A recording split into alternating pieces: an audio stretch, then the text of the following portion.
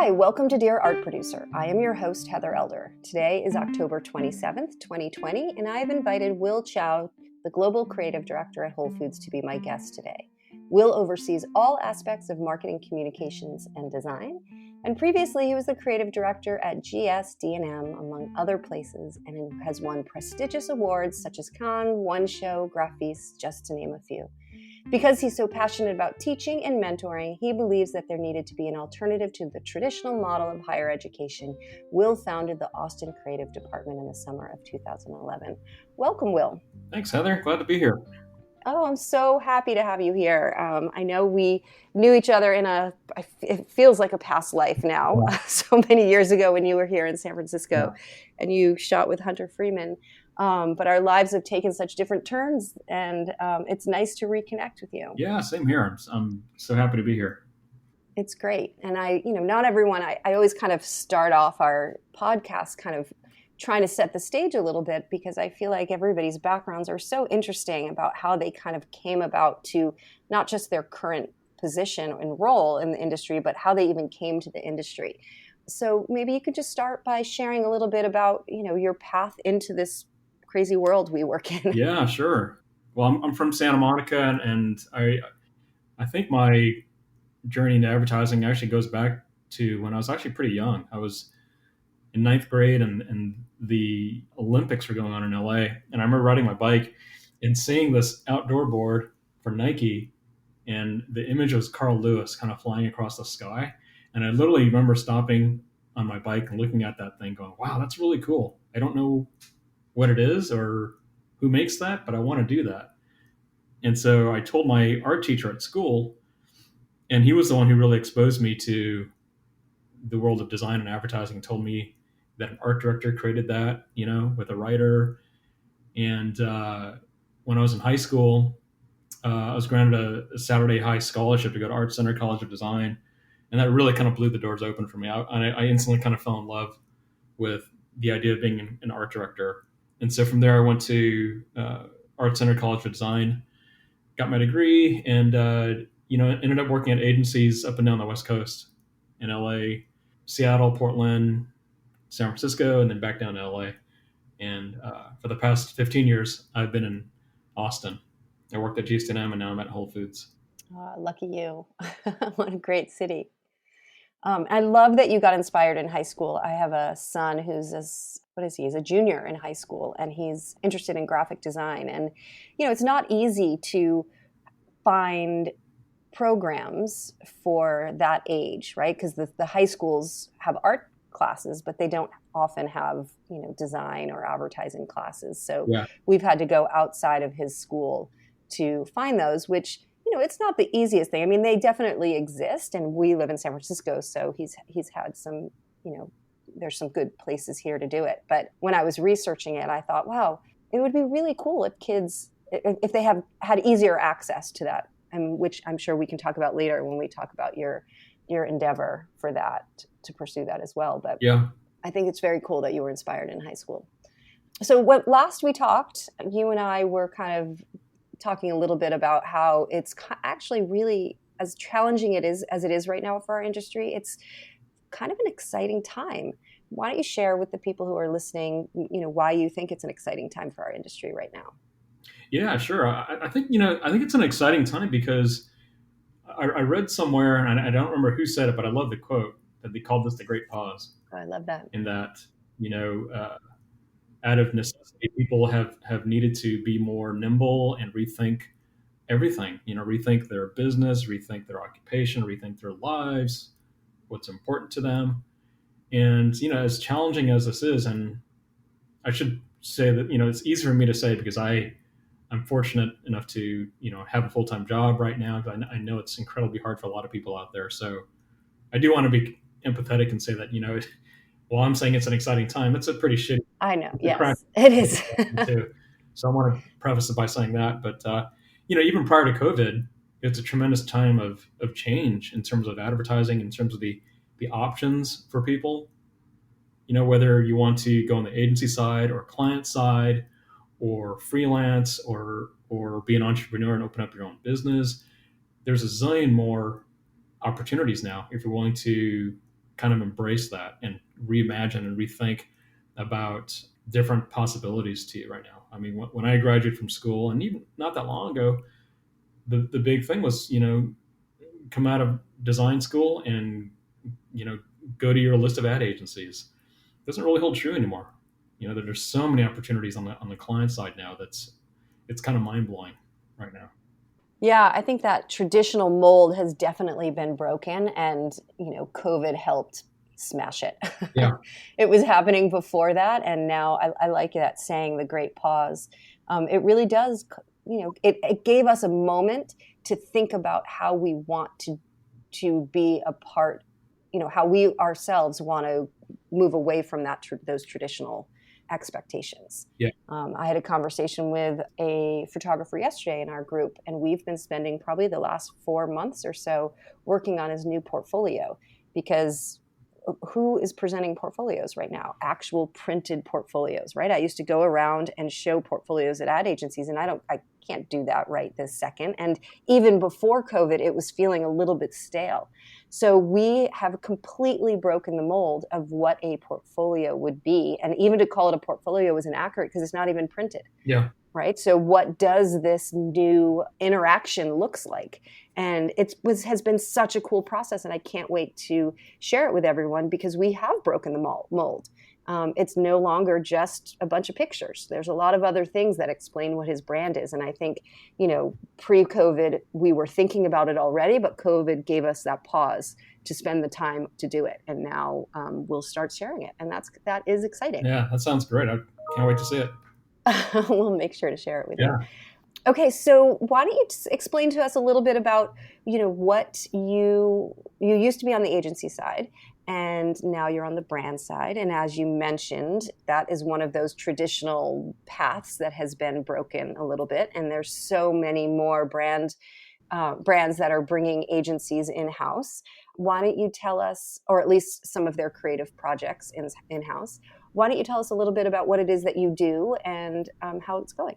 Sure. Yeah. So when I was a creative director at GSD&amp, I helped run some accounts like Southwest Airlines, Kohler, BMW, worked on a lot of new biz pitches, things like that. And really had a great time there. I was loving my job. I wasn't looking to leave. And when this opportunity presented itself, the more I learned about the potential of the department here, the more excited I got about it. So quite honestly, it wasn't so much about the work, because I actually wasn't even very familiar with what Whole Foods had done, because Whole Foods as a whole historically had never really done marketing.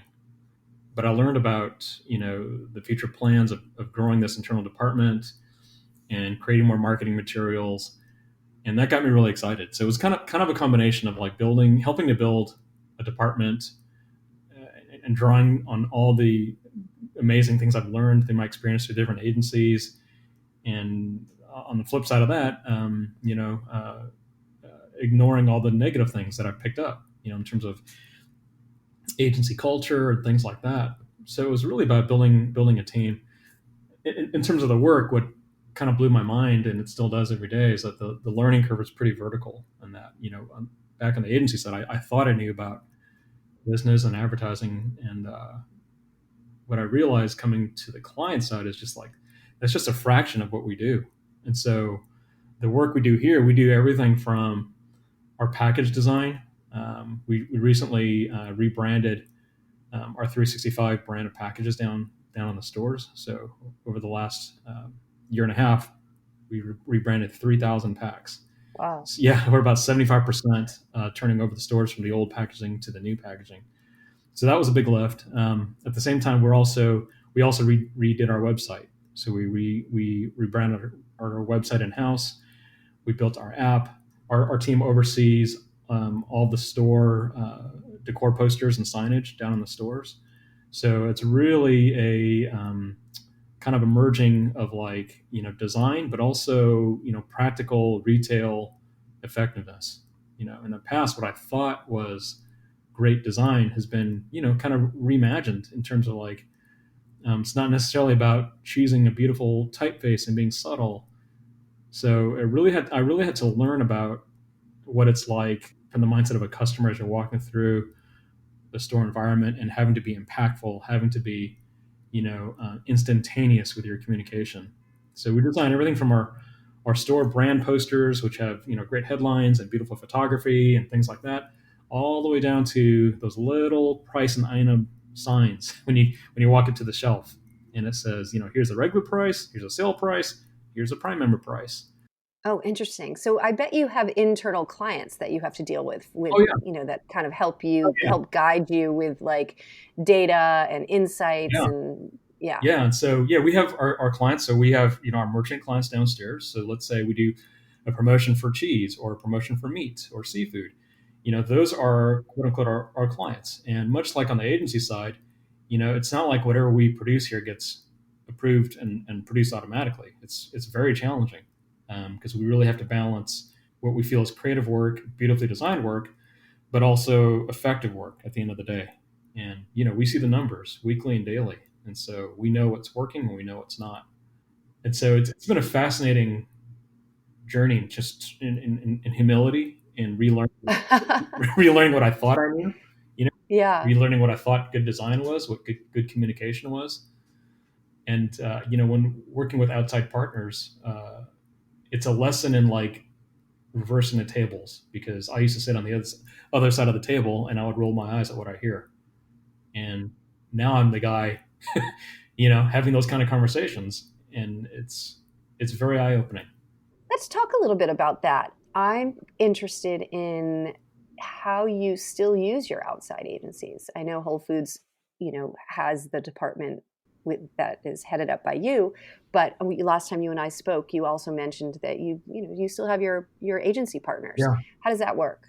Yeah. So, internally, we still create a lot of work. We create our organic social, we create, some video content, store signage. We still have, outside partners, right? So we have an outside partner, Mullen, who works on our paid, our TV. So big brand type campaigns like that. And so, it's a great partnership in that, they challenge us and we challenge them. And I think having that prior experience has helped me, have a healthy dose of empathy for where an agency stands nowadays, because, agencies are struggling now. They're trying to continue to build value for clients. And I think the ones that are successful at that, they see their role as going way beyond quote unquote the glamorous work, right? The big paid media dollars. Hmm. Yeah, it's interesting. When I started out of college, I worked at an ad agency, and I always felt like my experience there was so helpful to being on this side of the industry. And I know that was a long time ago and things have changed, but my husband is in advertising. Mm-hmm. So I hear, he has an ad agency and Yeah. which they ended up selling, but I hear so much from him about what the challenges are. And I think it's really has added to what makes me strong at my job, is because I can see, or I just have experiences and an understanding of having, kind of been on both sides of the table. And I'm sure that's exactly the experience you're having as well. Oh yeah, for sure. I think one thing I always try to be mindful of is to never drink the Kool-Aid completely.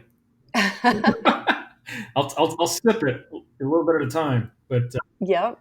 sometimes it's important for us to think like, the agency might be right on this, because they have that fresh point of view.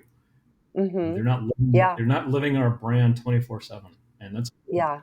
No, that's true. And that's one of the main reasons people, brands hire outside agency, is to get a different perspective, to have an outside voice, to have and even a filter. yeah, yeah. Yeah.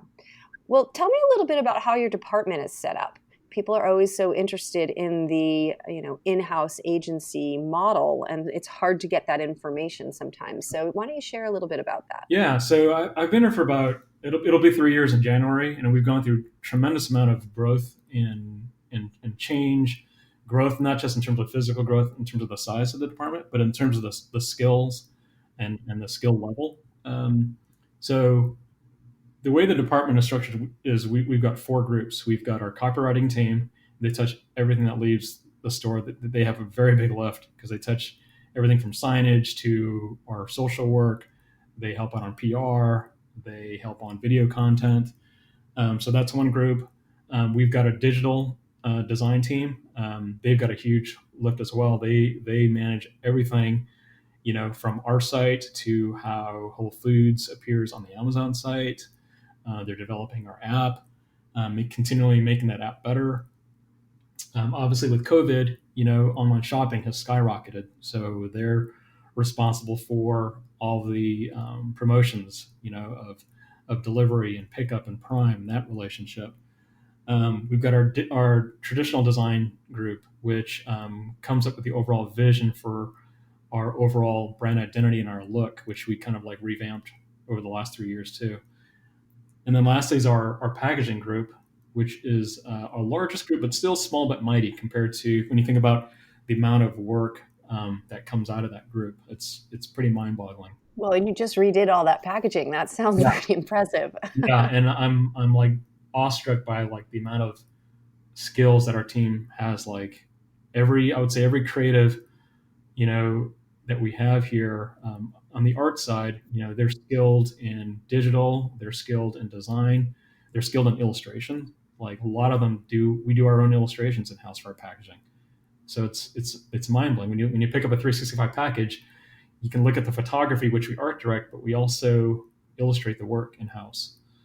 So the team here it's pretty amazing in terms of like the various skills that they have. They're truly like Renaissance folks. Like they have And what are the different roles?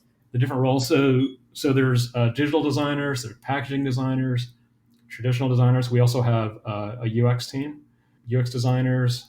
We just hired our first design researcher. What's a design researcher? So a design researcher basically is kind of a liaison between consumer insights team and our UX design team. So when we're coming up with a product, a design researcher actually doesn't work on instinct, right? You really need to test your tools. And so design research goes deep and works with consumers in terms of like seeing what is an effective UX in terms of our tools. Oh, wow, that's fascinating. Yeah. I'll admit, Yeah. I don't know deeply about that role, what it deeply involves day to day. That's pretty new to me too, but we've got a talented head of digital design here, Ryan Heavenweep, and he really made a great case for that skill on our team. Yeah, that's really cool. I'd love to learn more about that. I'll have to Google around about it. Sure. All right, so what does Whole Foods value most as a company, and how does that translate into the content you guys create? That's a really good question. Well, if you think about the purpose, Whole Foods' purpose is to nourish people on the planet. And if you think about that, it's one of the reasons why I love working here is that people here tend to really walk the walk. When you think about some of the cliches of Whole Foods customer, in terms of yoga and eating well and all that, and it's Hmm. really true. If you get past kind of the negative stereotypes of what we've dealt with in the past, people here, at least people who I work with, they really truly believe in eating well, in being healthy, not just in terms of your body, what you put in it, but just in terms of mind and spirit. And that's really a big part of the culture here. Wellness and team member wellness plays a big part in terms of what the leadership values, in terms of what John Mackey values. And so in terms of the work that we create, we really try to infuse that into the things that, not just the things that we sell, but in terms of like how we communicate the importance of that with consumers out there. So, when you're choosing vendors like a photographer or a director, Yeah. do you look for not only their work to reflect those same values, but maybe them as people? I mean, and maybe that comes together, right? Maybe they create work like that because they walk that walk as well, and or maybe it's not obvious when you're searching for people. Well, I don't know if it goes so far as to say that you need to be able to do downward dog before. I don't know if we go that far, but Yeah, I wouldn't go that far we either. like working with nice people. We like working with laid back people who are really collaborative, and we see our job as being truly a partnership, as cliched as that sounds. And I think fortunately, in my career in the past, for the most part, I've always loved working with photographers because I feel like photographers are people. They're very good one-on-one for the most part, they're kind of introverts, and our team, Hmm. we're a big team of introverts. We tend to be Uh-huh. on the quiet side, a little more introspective. So we like people who love the craft of shooting food, of styling food, but also we like people who just like to eat. You know, Yeah. let's sit around a table and let's just chat and talk and connect. And I think that's important for the art directors and designers on the team to work with photographers who just have like a similar passion for food and just treating people well. It's so funny. I've represented so many different food photographers over the years, and there is such a range of why they shoot food. You know, some like the poetry of it and the beauty of it, and that it's a still life of food, and the quietness of it. Others like the food part of it, right? The sitting around the table, the smells, the cooking, and it's kind of exciting because kind of figuring out why they like that part of, why they chose food photography is really interesting to see how it translates into the actual shots that they take. Yeah, I totally agree. Okay, so let's talk a little bit about producing shoots on your end. I'm assuming you guys also, in addition to stills, do motion as well. Is that correct? Yeah, I would say it's mostly stills right now. Okay, Yeah. it's mostly stills because your bigger motion obviously is done through Mullen. But are you adding things like cinemagraphs or short little videos or things like that or maybe recipe videos, or is it just that's not as big of a deal? No, we definitely do that for our organic social, Okay. but a big proportion of what we shoot is promotional based. We also do campaigns, obviously for holiday. In fact, when you go into the stores, I think starting tomorrow or maybe today actually, you'll see our holiday campaign work. Can you believe it? I can't believe Yeah, it. I can't believe it It either. Yeah, Oh my gosh, it is literally almost November 1st, and that's yeah, terrifying. nuts. But we shoot a huge volume of work. A lot of it is stills. We definitely shoot cinematograph and digital work when it comes to organic social or videos. But yeah, when COVID hit, we shut down marketing, for the first, month and a little bit. But we've been busier than ever right now. That's what I was wondering. Did you halt production when COVID hit? For a little while, Yeah. yeah. And when did you guys come back? And what did that look like? Was it remote shooting? Do you have an in-house studio that people came into? What did that look like? We have both, but Okay. for the most part, it's remote shooting. And what does your calendar look like now? I'm guessing you're just full on back at it. Yeah, full on back in it. We're kind of in concepting mode right now. So again, we just launched our holiday work, and we're gearing up for 2021. And how has live streaming worked for you and remote shooting? You said you do a little bit of both. Was that a hard thing for you guys to get used to? Not really. Frankly, you probably get a clear response from the designers and art directors who actually go on, who actually attend these shoots. I haven't participated in the remote shoots. I've gone to the live shoots, when we had those, and I checked in with them, and they said it's going really well. Like they do it through Zoom, and I think part of that is, it's a well-oiled machine, in terms of the photographers that we work with. So there's a built-in familiarity there in terms of our food stylists that we work with, our photographers that we work with. So it's been somewhat seamless.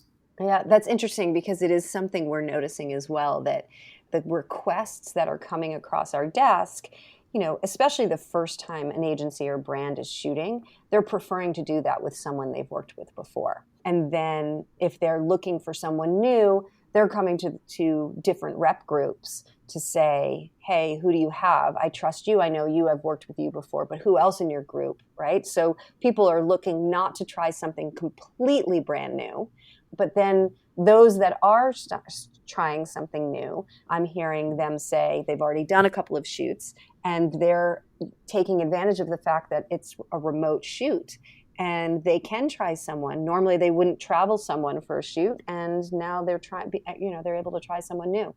Yeah, I think that's part of that's just human nature. All right, it's Yeah. like such precarious times right now, and budgets are tight, timelines are tight. We want You want to get it right. You have to be healthy and you have to be we safe, want to get we right? want to be safe, and you just want to make sure that we can work efficiently, without any hiccups, technical hiccups, or anything like that. So I think it's a lot to ask of. That's why it's challenging for photographers who may not have done remote work with clients before, but they want to get in. It's a tough thing, because how do you give that reassurance to a client aside from just your word of your word, unless you've proven it and have like a case study, and you could demonstrate like, hey, here's how we're going to work, and we've done it before.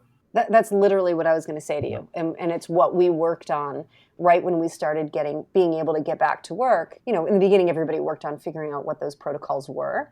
And then we worked on creating meaningful content within those protocols, proving that we can do a shoot, and they were test shoots on our own. They weren't for clients yet, but we can do something. We can create interesting content, meaningful content for you with the same restrictions, with all the protocols in place. And then we put together case studies so that we can show our clients like we've done it. Yeah, that's a great idea. Yeah. Okay, so what sort of marketing are you seeing, and how are people staying in touch with you, since obviously we're not really sending mailers or in-person meetings? Yeah, I think mostly emails. I, Yeah. uh, I personally am a big fan of that. I love it when photographers reach out personally, just one on one. Prior to COVID, I've always been a fan of that. I am not a big fan of mailers unless they're small and environmentally friendly. So I've empathy for photographers needing to promote themselves.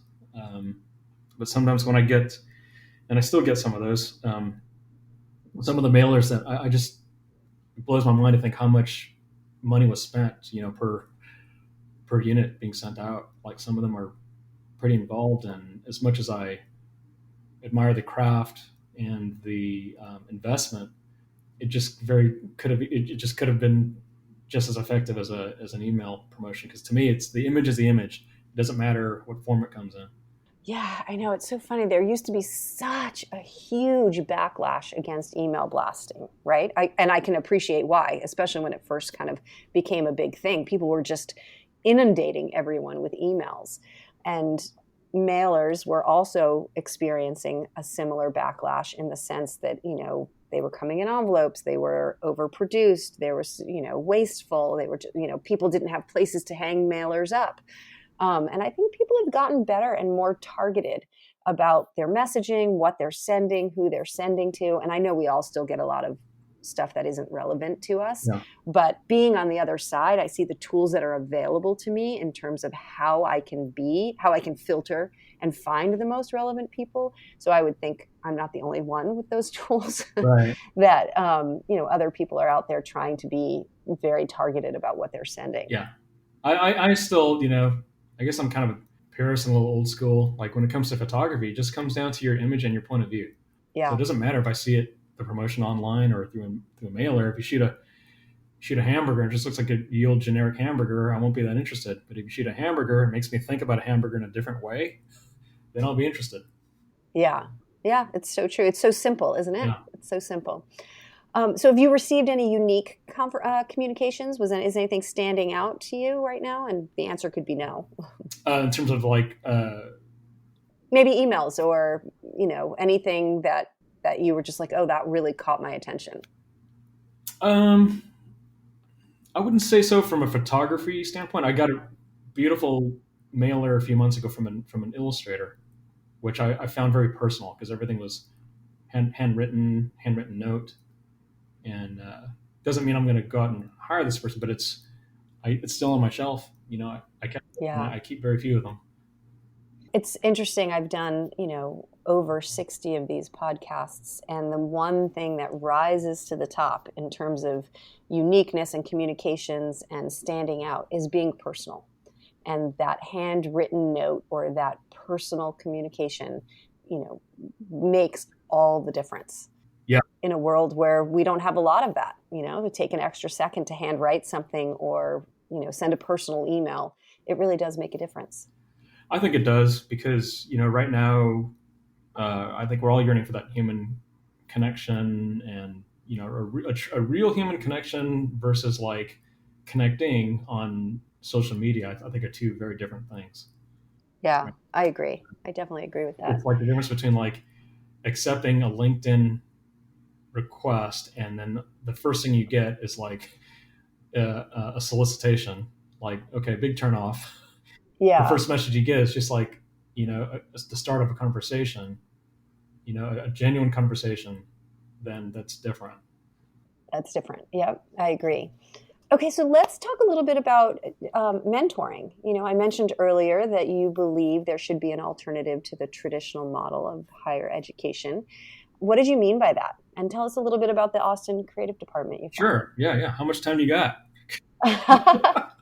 You just open up a Pandora. I know maybe we should have started with that because I think this is a really exciting thing. I'm interested to hear more about it. No, I've always been interested in teaching. When I worked in San Francisco, I taught a few classes at the Academy of Art, and I really loved doing it. To me, there's nothing more exciting than like seeing the potential in someone and then helping them see the potential in themselves. But it's that aha moment of like, oh my god, I didn't know you could actually do this. And then when they come up with an idea and you see their eyes light up, that's like that's a drug. Like nothing's gonna beat that. And that's why I do what I do every day in terms of like when we have creative reviews and a designer or a writer will say, "Oh my God, that's it." That's I got it now. And that's a high. So when it comes to education, I came from pretty humble means. It's like if my instructor didn't expose me to advertising, I wouldn't be sitting in this chair. And I was lucky enough for my parents to be able to send me to private school like Art Center. But we talked about access a little bit earlier. That there's so many people out there, so many students who have no idea of the possibilities, and they don't have access to it. And so when you think about breaking into design or advertising, um, I think yes, there's a lot more opportunity out there now because there are more schools offering this type of training. It's kind of major, but it's expensive, right? You think about these private schools that are like A-class private schools, even with financial aid and all that, it's still not going to be accessible to a lot of people. And so when I was at GSD&amp, I taught a couple of boot camp courses. And at the end of the program, they asked if I wanted to teach full time, teaching a night course. And I thought, hey, great. I could do that, keep my job at GSD&amp, and kind of like, indulge in that passionate part of teaching that I had. So I went through all the paperwork, and at the end of it, they rejected me because they said I didn't have a master's degree. Oh my God. And I was like, oh man, yeah, I don't. All that experience, huh? Yeah, I have 20 years of experience, but I don't have that piece of paper. So that really kind of made me rethink things. Like I could go back to school, I can get my master's degree, and then be thrown into this, educational system that kind of is a slow moving rock. But then I thought, what if I just did my own thing, did it on my own terms, and did it my own way? And so that's what I did. I came up, with the idea of the school, which is basically like uh, um, a small group of a la carte courses that you could take, and I taught it out of GSD&M at night with a handful of other folks, and I saw firsthand the difference it made. We didn't have a lot of students coming through, right? We didn't have a full curriculum and all that, but I think over the course of you know uh, several years, there were several hundred students who came through, and a lot of them ended up getting jobs at agencies. A lot of them went client side. A lot of them built their own businesses. And to me, I found that very valuable because it gave an immediate option to people who had the drive, but not necessarily the means or the time to go to any kind of 4-year college, or people just looking for career change. Frankly, a big percentage of the students who came through were working professionals who just wanted to scratch that creative itch to see if they had what it took. And some of them, didn't make it, but at the same time, they didn't have to invest a lot of money to find that out. Yeah, and they had an opportunity to just try it out. Yeah.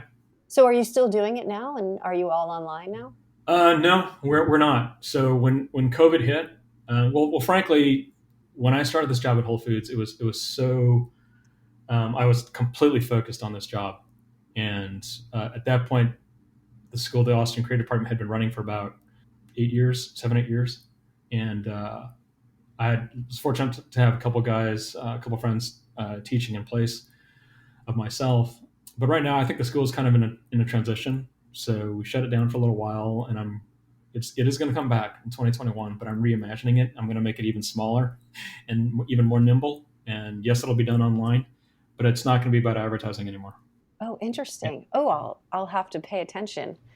I'm so fascinated by that. I really value education as well, and always think about how, we can kind of give back to our community. I've done that with my blog over the years, and obviously yeah, this podcast, and many other different ways. And I just think, I believe so much in the idea of access, giving people a chance to ask questions, pay attention, learn, and kind of pull back the curtain a little bit so that people can see for themselves if, one, they can learn from each other, and two, see if they're, if it's a career that's worth, if they're interested in it or not. I totally agree with that. And one of the things that I did at the school was I gave a scholarship every year to a person of color, to a person in need, but also someone who showed a lot of drive and potential. And some of the students who ended up going through the program and got jobs, like nothing's ever going to top that in terms of like any kind of design award, any kind of advertising award, anything like that. Because I saw firsthand how someone can take 4 classes free and build their career. And our first scholarship student, Elizabeth Perez, is still at Leo Burnett. She's been an art director there for 6 years now, and she That's a full amazing. ride scholarship. And my request for her is like, just pay it forward. And I think that's the kind of stuff that counts right now. You don't have to make, like, everyone's asking right now, including myself, like, how do we make a difference, right, with like underserved communities? And communities have been just have gone through so much injustice for so long. I think it's kind of overwhelming when we think about how do we make a big societal change. It's like, just start small, like, help out one person. If that's Right.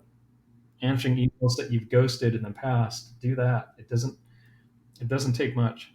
It doesn't take much. And helping one person doesn't always mean helping one person. Yeah. You making an impact on someone's life can have a ripple effect. Yeah, there was a guy who reached out to me on LinkedIn from Nigeria. He saw a panel I was on and then found out about the school.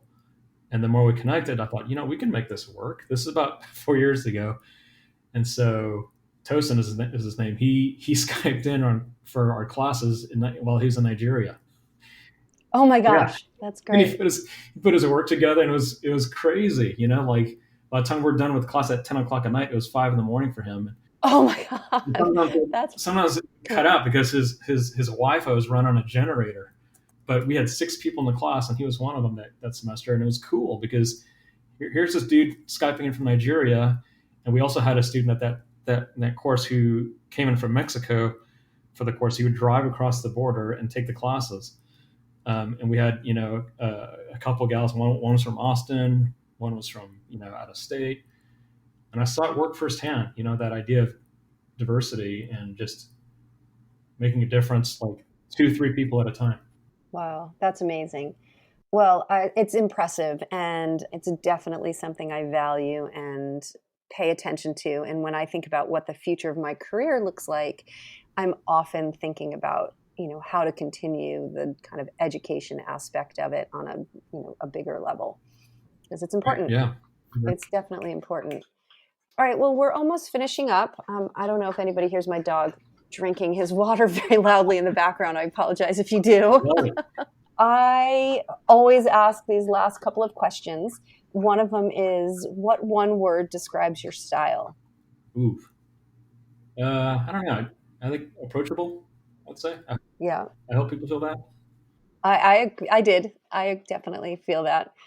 Okay, and what's your favorite thing to do on a Sunday? Oh man, one thing I used to be able to do I'm kind of a morning person. It wasn't always, but I love getting up at the crack of dawn on a weekend and going to my favorite coffee house, and just seeing like the people who like if I got when I would get there like at 5 in the morning on a Sunday, there were people there who had already been there for hours, being a 24 Wow. coffee place, and it just always kind of intrigued me and fascinated me to see like the D&D nerds kind of hanging out in the corner and been there all night. And here, you know, and here's some entrepreneur who's like, she's behind a stack of books and a laptop, and she's like getting stuff done. Yeah. And here, Well, a coffee house is definitely like a shared, so many different type of people yeah, can go to the same coffee place, right? And you can learn so much about humanity by just sitting there, I'm sure. yeah, I was always I love being like the creepy guy in the corner, just kind of like eavesdropping on people. I hardly think you were the creepy guy on the corner, but I get what you're saying. Okay, and then my last question, and maybe we answered it when we were talking about the mentoring and stuff, but if you weren't in the job you're doing right now, what would you be doing? I think aside from teaching, I would always love to go back to that. I had aspirations years ago and growing up of being an illustrator. I don't think I was ever good enough to make it. But if money were no object and I could just draw and just hang out on a street corner or a coffee house and just draw people, I would do that. Oh, that's cool. That's really great. Well, I hope you get to channel more mentoring and more illustration in your future life for sure. And this was really wonderful. I've learned so much about Whole Foods and you, and I've just really enjoyed reconnecting with you. And you really did pull back the curtain for us. And I think that's, our listeners really appreciate that. So thank you so much, Will, for your time and, just really your willingness to be on the podcast. We appreciate it. Oh, thank you so much. And I really love one of the highlights of my career is always working with great photographers.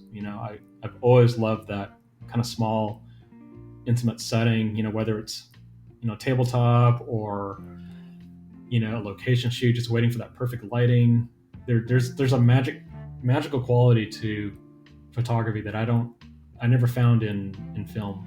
Sorry, directors out there, but I'm with you. I agree. I love photography for all those same reasons. So thank you for appreciating it.